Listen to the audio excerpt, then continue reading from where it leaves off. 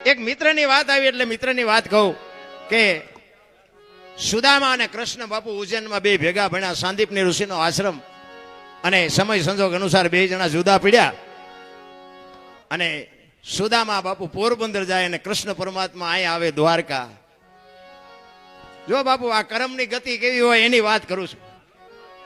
હવે આ હોનાની દ્વારકાના રાજા કૃષ્ણ પરમાત્મા અને સુદામા બાપા હાજે ભડકું ખાવાનું હોય તે નો એટલે ભગવાનની ભયબંધી હતી.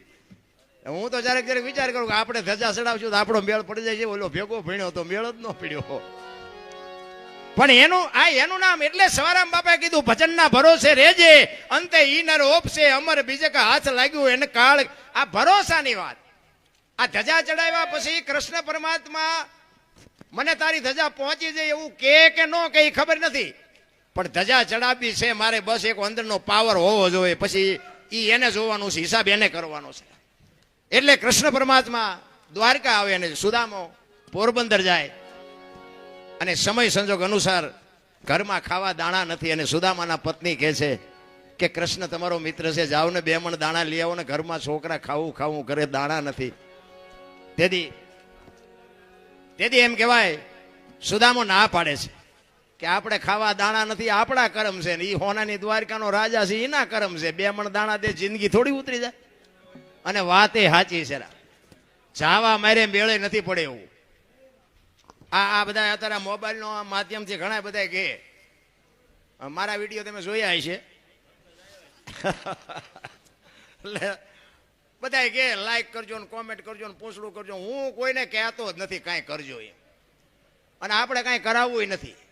2 હાથવાળા કરે એમાં ભૂખ ન ભાંગે, એ તો ઓલો કે દીદી તમે કરો ને દીદી બાપુ ભૂખ ભાંગે. 2 હાથવાળા શું કોમેન્ટ કરાવવાના હતા, એની જરૂર નથી રામ. મને તો એમ થાય કે મારી પાસે છે ને આમાં તો ખોટું આવશે, પછી જો આમાં સારું લાગે રાખવાનું, બાકી ડિલેટ મારી દેવાનું. હા, આમાં રામ વનમાં ગયા તો આખી દુનિયા કહે છે એટલે કહું છું, રામ વનમાં ગયા ત્યારે હું નહોતો અહીંયા. હા, માનો તો ગયા હતા, નો માનો તો આપણે કાંઈ સાબુત કરવું છે નહીં. કૃષ્ણ પરમાત્માને જવા માટે સુદામા એમના પત્ની કહે છે કે જાઓ.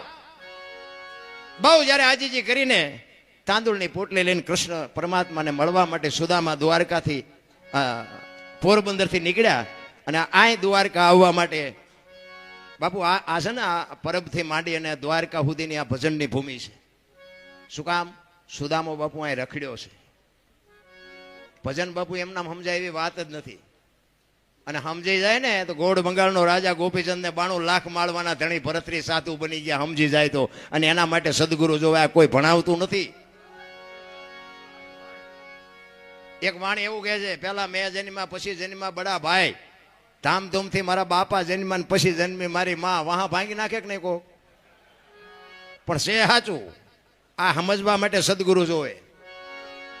એક વાણી એવું કહે છે કે ભોળાનાથનો દીકરો ગણપતિ, ગણપતિનું માથું કે ભોળાનાથે કાપ્યું, હાથીનું લગાડ્યું.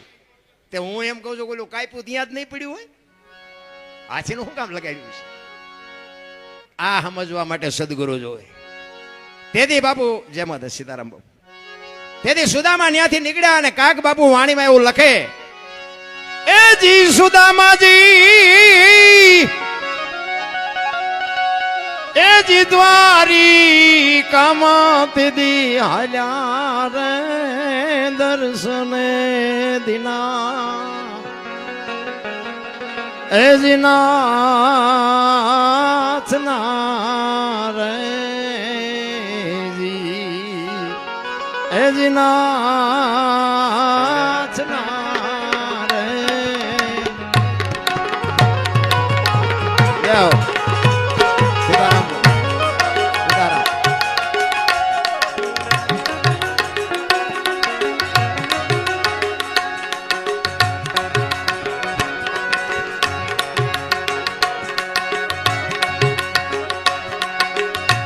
અંગે નથી આગર ખૂણે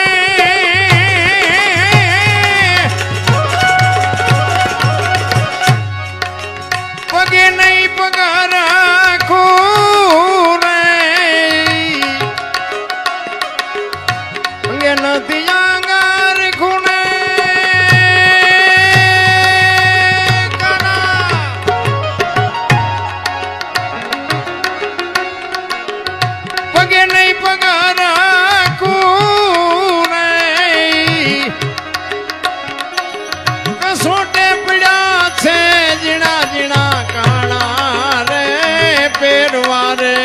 નથી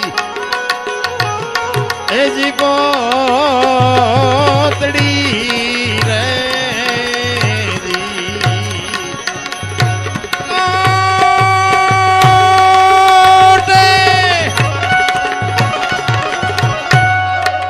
કસોટે પડ્યા છે જીણા જીણા કણા રે પહેરવારે નથી એજી પોતડી રે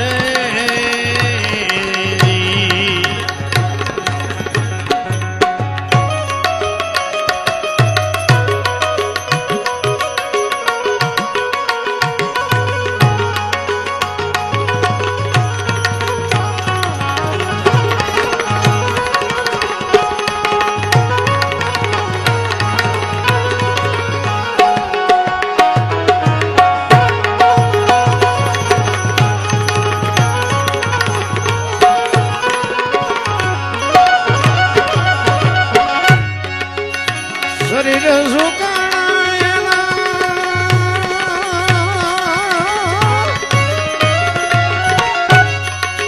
રુધિર લૂંટાણા રે શરીર સુકાણાયેલા રુધિર લૂંટાણા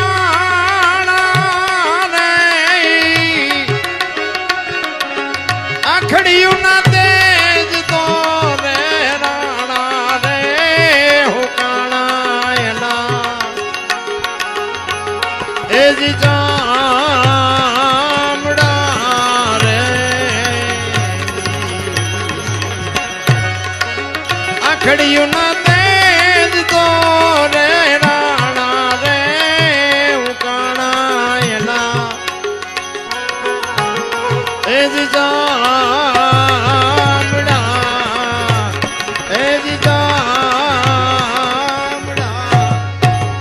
શરીર ઉપર બાબુ ખપાટ ઉપર જેમ કાગળ સોંટ્યો હોય ને એમ હાડકા ઉપર ગરીબી તો જેને હોય એને ખબર હોય. હું તો એમ કહું છું કે ગરીબ માણસને સપોર્ટ ન કરો તો કઈ નહીં બાપુ આંતળી ન કકડાવતા નગર ખાવા ધાન નહીં રહે. ગરીબની છે ને બાપુ જેટલી જો લેવાય તો દુઆ લેજો બાપુ, કદુઆ ન લેતા. ઈશ્વર બાપુ ત્રાજવે રહે. હમણાં અમારે ભાઈ કહેતા હતા એ કે અમે તમારી વાતો સાંભળીને વળાંક મારી જાય. મારી વાતથી હું વળાંક મારે બાપુ, પણ બાપુ જ્યારે સાચું સમજાય ને ત્યાં આત્મો અંદરથી કકળી ઉઠે કે આપણે કંઈક ઊંધા હેલા જતા હતા.